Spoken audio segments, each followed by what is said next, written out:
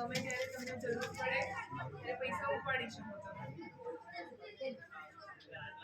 એના સિવાય ચેક હોય, તમારું રોજ નાના છે 18 વર્ષ ઉપર ચેક આવે, ચેકથી તમે કોઈને પૈસા આપી શકો અને એના પૈસા લઈ બી શકો.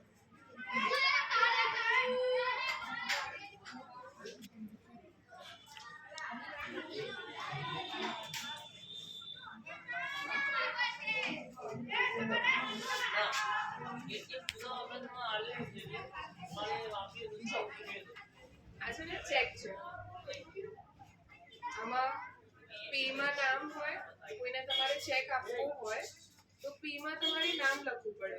જો તમે પોતે ઉપાડતા હોવ તો ત્યાં લખવાનું પોતે સેલ્ફ, બરોબર.